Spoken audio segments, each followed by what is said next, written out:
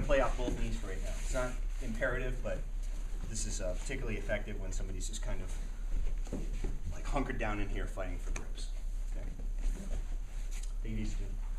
All right, so again, we're hand fighting, good posture. I open, okay, controlling.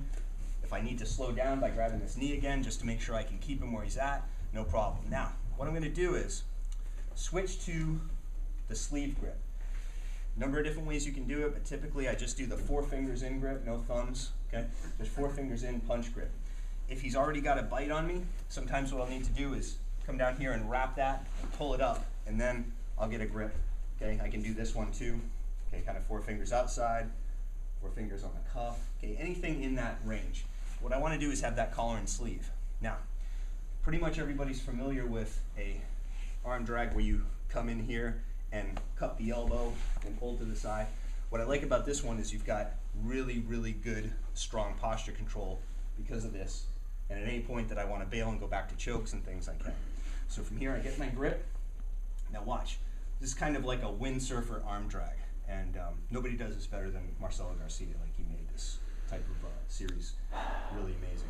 So from here, what I'm going to do is, as I get ready to go, okay, I'm going to come back and I'm going to pull on the arm, okay? I just pull it straight back like this, keeping my elbow tight in so I don't have to use a lot of muscle. I just use my stretch.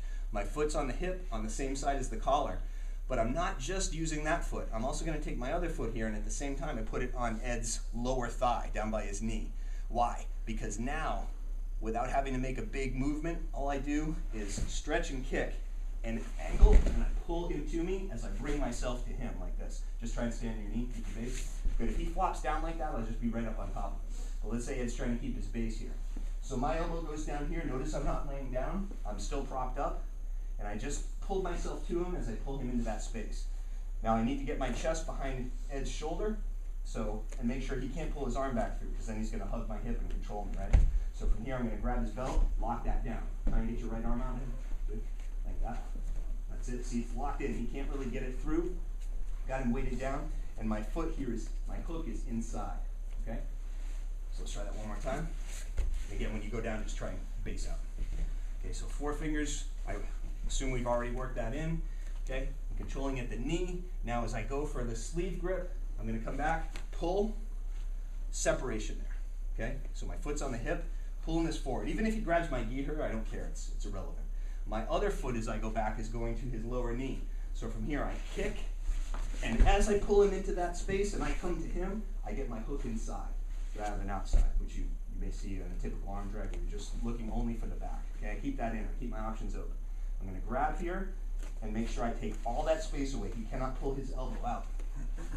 And I'm also not down on my shoulder, I'm on my hip. Okay?